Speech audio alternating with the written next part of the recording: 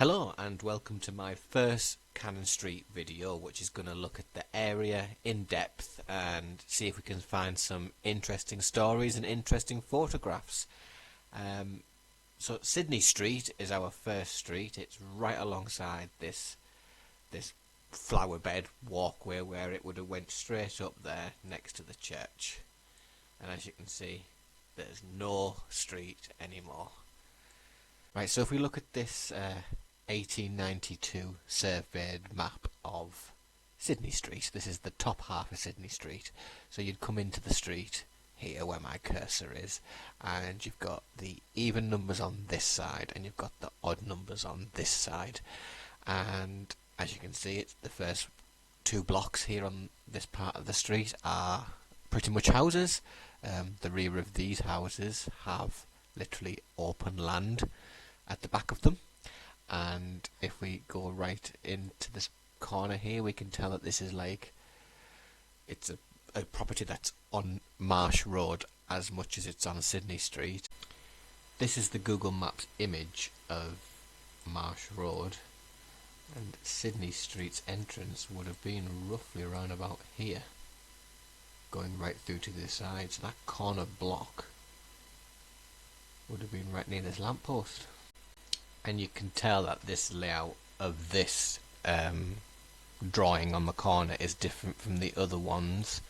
These on the right typically look like a normal terrace type of layout with a yard, and this one's obviously some sort of extension of some sort, so a corner shop or a warehouse of some sort being used at this stage, along with the rest on the block, because this is number 1 to 3 Sidney Street. Then you've got 5, 7, 9, 11, 13 right on the corner of Hutchinson Street, and a lamppost is here which is the LP. And at number 5 is Robert Edgar, and his daughter Ellen Edgar was born here in 1881. So if we go down Sidney Street, we've got 2 random houses here on Sidney Street, which are literally filling that block there. And in that first house there at number 15, we've got Alexander McSkinner. He's the head of the family. He's 35 and he's a baker from Scotland.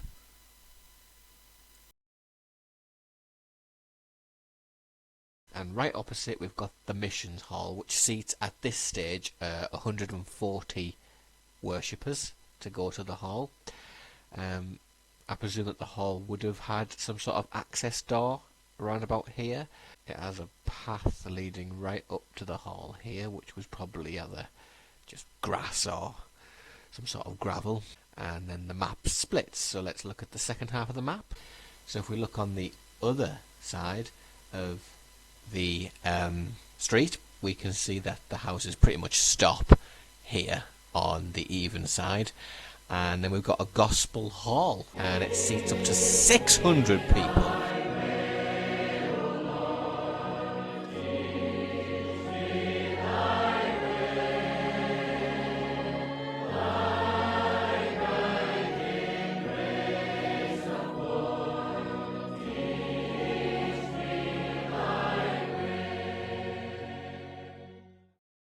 And then we have open land, and this open land would be where the church is built eventually. So if we look at the odd side, we've got some more houses here, and then we've got number 31 with an archway to the stables, and this is where the horses were kept for the workers.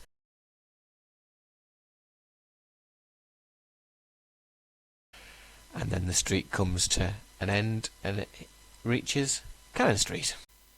If we look back at the photograph of the Mission Hall, and if we look at the house right next door to it, was number 22.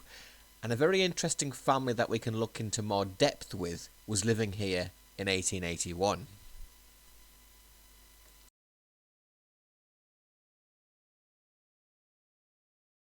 Number 22 Sidney Street, the 1881 census. Yeah.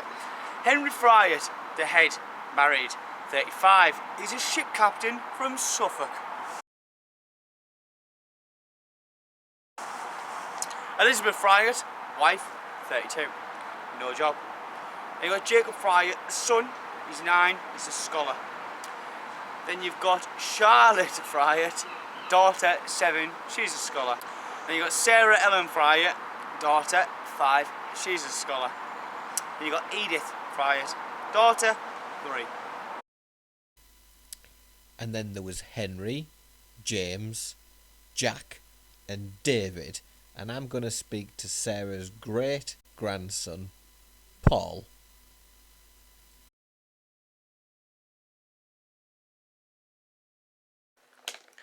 Hello. So your great-grandma is Sarah? Yes. Right. I call them Friat. They, I think, from the North Ormsby area. If I Yes. Well, she and was born number 1 Commercial oh Street. yeah, so she was born. Middlesbrough. I think she was born over the border, then in Commercial Street, and then moved to Sidney Street, which is just off Cannon Street. Right. Like you say, they weren't there very long, and they must have gone to North Ormsby soon after. No, I live down south now, but we're all from the area. So Eston, Right. Lazenby, Lackenby. Ah, right. Yeah. So basically, where Sarah's descendants were. Yeah. I seen the picture of Sarah. Yeah. It's She a looks good. a right old battle axe. I know. Yeah. It's good. So, she looks good. So you didn't meet her? No, she died when I was. She died in '62, the year I was born. Ah. So Yeah. right, so she died in December '62, and they had 1, 2, 3, 4, 5, 6, 7 kids, and Edith Ellen Pincham was my grandmother. Right. Edith, she married my grandfather Norman. Actually, she got married a couple of times. Did my grandmother? She ran off with somebody. Well, she left Norman. Yeah, she left Norman, yeah. Well, Norman was, so it was in the war, and basically Norman was worked for Red Car Council. Right. In charge of building works and whatnot. Yeah. And of course, they bombed the hell out of London. Yeah. So the councils were asked to supply some of their senior managers. Yeah. And eventually, she just got fed up and left him. Because he was busy. Because he was working away. Right. And then she got pregnant with the guy that she had this kid with. And then she begged him for a divorce so she could come back in the village, because she wasn't allowed back in the village with an unmarried, being unmarried or having a kid to somebody else. So Right. Norman, divorced her, and then she married this other guy, Who was the other guy? Percy Joseph Peacock. When you come and find pension, there's bloody millions of them. In the area still, you reckon? Well, in the area, they're in Scarborough, Whitby, they're in America, they're in Canada still. Yeah. They're all over the place. That photograph of Sarah, where did you get that from? Do you know something? I don't know. And you don't know who the baby is? I don't know how old that photograph is of Sarah. Yeah. That could well be Edith. And that's how it's in your family, yeah? Yeah. But how I got that... Do you know what it is? It's when I went to meet my father's partner in Ilford. Oh, yeah. She gave me a big box with a load of photographs in. And that's where... Because I've got the photograph in my pouch. so your dad had it then? Yes. But she does look like a Nora Batty, doesn't she? Yeah, you don't want to you wouldn't want to cross her, would you? No, you wouldn't want to walk into her in the dark alley, would you? No. Going backwards into Sarah's father and her brothers, there's a tragedy. So, James Robert Thane Fryer drowned in River Tees on April the 10th, 1910. Right? How old was he? 25. Good, yeah. It's just younger than me.